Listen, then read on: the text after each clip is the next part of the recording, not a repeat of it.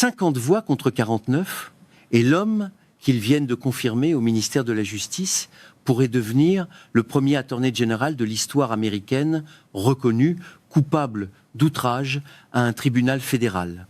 Comment est-ce même possible ? Non, c'est pas une victoire nette pour Todd Blanche, c'est même l'inverse. 2 questions vont nous occuper pendant les prochaines minutes. D'abord, qu'est-ce que Blanche a signé seul, sans en référer à personne, pour obtenir ce poste ? Et ensuite, pourquoi ce même geste pourrait-il, dans les mois qui viennent, le faire tomber plus vite qu'il n'est monté ? Ce n'est pas une histoire de confirmation sénatoriale. C'est une histoire de chantage institutionnel où l'homme censé incarner la loi vient de signer le document qui pourrait l'envoyer en prison. D'après une plainte amendée déposée par l'organisation Democracy Forward devant la juge fédérale Léonie Brinkema dans l'est de la Virginie, Todd Blanche a signé en mai dernier un ordre qui accorde à Donald Trump, à sa famille et à 400 entités liées une immunité totale, pas une immunité pour l'avenir. Une immunité rétroactive sur des décennies d'impôts qui bloque tout audit, toute enquête, toute poursuite fiscale.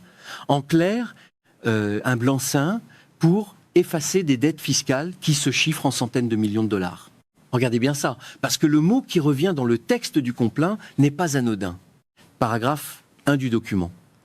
L'accord découle d'un procès que Trump a lui-même intenté contre 2 agences fédérales qu'il contrôle pour ensuite obtenir, avec leur collusion, exactement ce qu'il voulait. On ne parle pas d'un désaccord entre 2 camps. On parle d'un homme qui poursuit sa propre administration et qui gagne face à lui-même.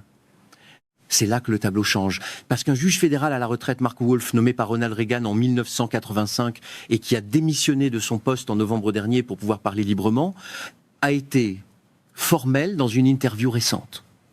Selon lui, Trump a commis un crime en négociant cet accord d'immunité et Todd Blanche pourrait être poursuivi comme complice. Un dernier point avant de continuer, parce qu'il compte pour comprendre la gravité de ce qu'on vient de décrire. Il existe une loi fédérale précise, héritée directement du scandale du Watergate, inscrite dans le Code fiscal américain à l'article 7210-7. Cette loi interdit formellement au président ou au vice-président de demander directement ou indirectement l'ouverture ou l'arrêt d'un audit fiscal visant une personne précise. La peine prévue va jusqu'à 5 ans de prison.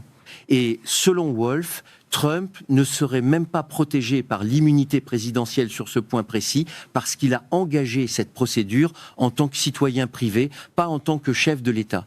Vous voyez le problème. Un texte de loi qui existe depuis les années 70, écrit précisément pour empêcher qu'un président utilise le fisc comme arme personnelle et qui se retrouve aujourd'hui au centre d'une plainte fédérale contre l'actuel attorney général des États-Unis. Il faut rappeler qui est Todd Blanche avant d'aller plus loin, parce que ce détail change tout le sens de l'histoire. Avant d'être ministre de la Justice, cet homme était l'avocat personnel de Donald Trump. Celui qu'il a défendu pénalement dans plusieurs de ses procès. Le président n'a pas nommé un magistrat de carrière à la tête du ministère censé le surveiller. Il a promu son propre avocat de la défense au poste chargé, en théorie, de faire respecter la loi contre lui-même en cas de besoin. C'est pas un détail périphérique, c'est la structure entière du problème. Et le contenu exact du complaint le confirme, presque mot pour mot. Au paragraphe 289 du document déposé devant la juge Brinkema, les avocats de Democracy Forward écrivent que le fisc américain n'a transmis aucun dossier fiscal concernant les plaignants au ministère de la Justice pour arbitrage. Autrement dit, il n'existait même pas de procédure légitime à trancher. Todd Blanche a inventé seul un pouvoir qu'aucune loi ne lui accorde pour mettre fin à des audits que personne ne lui avait demandé d'arrêter. Bon, à ce stade, on pourrait se dire que Blanche a gagné la partie. Il a le poste, le Sénat l'a confirmé, l'immunité fiscale a été signée, tout est réglé, non? Sauf que non. Parce que c'est précisément maintenant que le dossier judiciaire devient dangereux pour lui, et pas avant. Avant sa confirmation, cette bataille juridique n'était qu'un référendum sur son aptitude au poste. Maintenant qu'il est en fonction, c'est différent. Ce n'est plus la question de savoir si Todd Blanche mérite le titre. C'est la question de savoir si un attorney général en exercice peut être reconnu en outrage à un tribunal fédéral pour avoir accordé, seul, une faveur fiscale illégale à son propre président. Ce serait une première dans l'histoire du pays. L'argument le plus solide de l'autre côté, on doit lui reconnaître une vraie cohérence avant de le démonter. Les défenseurs de Blanche expliquent que cet accord n'est jamais qu'un règlement à l'amiable entre agences fédérales, une procédure parfaitement légale sur le papier, et que le principal témoin à charge, Mark Wolf, n'est pas exactement un observateur neutre. Des documents ont révélé qu'une enquête interne pour comportement inapproprié envers des greffiers pesait sur lui avant sa démission. C'est un point réel, et il faut le dire sans le minimiser. Sauf que cet argument s'effondre sur un détail tout simple. Le texte de l'article 7217 n'a pas besoin de Mark Wolf pour exister. C'est une loi fédérale écrite noir sur blanc, votée par le Congrès après le Watergate, et elle ne dépend d'aucun témoin. Et surtout, une deuxième juge, indépendante de Wolf et indépendante de Brinkema, a documenté exactement le même schéma dans une autre affaire, à des milliers de kilomètres de là. Todd Blanche n'a pas obtenu ce poste. Il s'est acheté une immunité personnelle avec le sceau du ministère de la Justice. Et cette phrase-là n'est pas qu'une image. Pendant son audition de confirmation, Blanche a lui-même prononcé, sous serment, des déclarations que des juristes démocrates du Sénat gardent déjà de côté pour une raison précise. Ces déclarations pourraient servir de base à une procédure de destitution. Et selon l'ampleur d'une éventuelle grâce présidentielle que Trump lui accorderait le jour où ça deviendrait gênant, elle pourrait aussi servir à le poursuivre pénalement. En clair, le même homme que Trump vient de placer à la tête du ministère de la Justice pourrait un jour se retrouver de l'autre côté du dossier comme accusé. Et ce n'est même pas le plus gros morceau de cette histoire. Parce qu'à côté du dossier fiscal, il existe un deuxième fil presque invisible dans la couverture médiatique classique et qui documente exactement le même mécanisme, mais avec de l'argent, pas seulement des impôts. Ce deuxième fil, c'est le fonds dit anti-weaponisation, une caisse de près d'1,776 milliard de dollars d'argent public destiné, en théorie, à indemniser les gens que l'administration précédente aurait ciblés injustement. Sauf que la juge du Southern District de Floride, la juge Williams, a examiné l'accord de fond en comble et a rendu un verdict cinglant. Ce n'était pas un vrai règlement à l'amiable. C'était, selon ses propres mots, le produit d'une collusion de mauvaise foi entre Todd Blanche, Donald Trump et l'administration fiscale elle-même. Attendez, parce que le détail le plus révélateur est dans les critères d'éligibilité de ce fonds. Il n'est ouvert qu'aux personnes qui affirment avoir été ciblées par les démocrates. Pendant ce temps, l'actuelle administration républicaine utilise, elle, l'appareil fédéral contre ses propres opposants politiques sans que ces victimes-là aient le moindre accès au même fonds. C'est exactement pour ça qu'une partie des plaignants dans cette nouvelle procédure sont eux-mêmes des démocrates visés par le ministère de la Justice qui réclament eux aussi leur part. La juge Brinkema, celle-là même qui instruit maintenant la plainte sur l'immunité fiscale, avait déjà bloqué ce fonds une première fois. Et voilà que le même schéma revient devant elle, sous une forme différente, avec les mêmes acteurs, le même bénéficiaire et la même logique de faveur personnelle déguisée en procédure administrative. C'est pas de la maladresse, c'est un schéma documenté 2 fois par 2 juges différentes, dans 2 États différents, sur 2 types de faveurs différentes. Un remake presque identique chaque fois avec le même personnage principal. Si vous vous contentez des chaînes classiques pour suivre ce dossier, cette double structure judiciaire, vous ne la voyez jamais. On vous montre un vote de confirmation d'un côté, une brève sur un fond bloqué de l'autre, comme 2 histoires séparées, sans jamais les relier.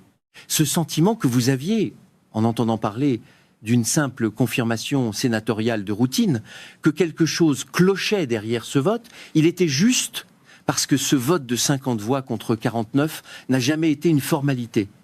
C'était le prix d'entrée dans un système où l'homme censé faire respecter la loi vient d'en devenir le principal suspect. Ce qui m'inquiète, franchement, c'est pas seulement le contenu de ces 2 dossiers judiciaires, c'est la manière dont ce vote de confirmation s'est joué. Le sénateur Bill Cassidy de Louisiane, celui-là même qui avait voté pour condamner Trump lors de la procédure de destitution après le 6 janvier, a fini par voter pour confirmer Todd Blanche. Attardez-vous une seconde là-dessus, parce que ça mérite qu'on s'y arrête. Le même homme qui a jugé Trump responsable d'une insurrection vient de donner sa voix décisive à celui qui a signé, en secret, une immunité fiscale pour ce même président. Ceux qui ne regardent que les grands titres du soir ratent exactement cette partie-là de l'histoire. Ils voient un vote de confirmation classique. Ils ne voient pas la contradiction entre le vote de 2020 et celui d'aujourd'hui, alors que c'est précisément là que se joue toute la crédibilité du système de contrepoids au Sénat. Cassidy lui-même a tenté d'expliquer ce revirement en public sur le parquet du Sénat. Sa formule exacte, c'est que ce vote n'était pas un référendum sur le président, mais une décision concernant Todd Blanche dans, je cite, des circonstances très spécifiques. Sauf que c'est justement le problème. Une immunité fiscale rétroactive sur des décennies pour la famille du président lui-même n'est pas une circonstance secondaire. C'est le cœur même de la fonction que le Sénat venait de lui confier. Il faut dire une chose pour être honnête jusqu'au bout, Suzanne Collins et Lisa Murkowski, elles, ont voté contre Blanche. Ce n'est pas du courage politique parfait, les deux se battent pour leur propre siège au Sénat dans des États où l'opinion est divisée, mais elles ont voté contre. Cassidy, lui, non. Il y a une raison pour laquelle ce genre de détail ne fait presque jamais la une des grandes chaînes conservatrices, et ce n'est pas un hasard de calendrier. Ça dérangerait trop une base électorale qu'on veut garder mobilisée derrière un récit simple, celui d'un attorney général fidèle qui protège le président contre des juges hostiles. Sauf que les juges en question ne sont pas hostiles. Elles appliquent un texte de loi qui existe depuis 50 ans. Pendant ce temps, l'argent, lui, continue de couler. Selon la déclaration financière officielle publiée cette année par le Bureau d'éthique gouvernementale, Donald Trump a déclaré au moins 1,4 milliard de dollars de revenus tirés de ses activités liées aux crypto-monnaies pour la seule année 2025, entre son jeton personnel et sa plateforme familiale. Le sénateur Richard Blumenthal, membre de la commission judiciaire du Sénat, a résumé la situation en une phrase et il n'a pas mâché ses mots. C'est stupéfiant. C'est le genre de corruption que Todd Blanche facilite en ce moment même, simplement en refusant de reconnaître que les émeutiers du 6 janvier ont commis des crimes. L'homme qui a mis 4 de ses propres entreprises en faillite dans les années 90 et 2000 touche aujourd'hui plus d'1 milliard de dollars en 12 mois grâce à une monnaie numérique a lancé depuis le bureau ovale, pendant que son ministre de la Justice lui signe une immunité fiscale rétroactive, on appelle ça un cercle vertueux apparemment. Pour donner une idée d'échelle, à ce chiffre d'1,4 milliard de dollars, c'est à peu près l'équivalent du budget annuel complet d'une grande ville américaine de taille moyenne, gagné en 12 mois par un seul homme grâce à une monnaie numérique qu'il a lui-même lancée pendant qu'il occupait la Maison-Blanche. Et pendant ce temps-là, le fonds anti-weaponisation dont on parlait plus haut, celui bloqué par la juge Brinkema, représente à lui seul près de 2 fois cette somme en argent public, pas en profit privé. Et voici le point que Blumenthal soulève et qui change toute la portée du dossier. À la Cour suprême près, selon la jurisprudence récente, Trump lui-même ne peut pas être poursuivi pénalement pour des actes commis pendant son mandat en tant que président en exercice, mais Todd Blanche, lui, n'a jamais bénéficié de cette protection. Il n'est pas le président. Il est simplement l'homme qui a signé. Le seul homme capable de protéger Trump de la prison est aussi le seul homme que Trump peut faire tomber d'un trait de plume. Revenez avec moi à la question du départ.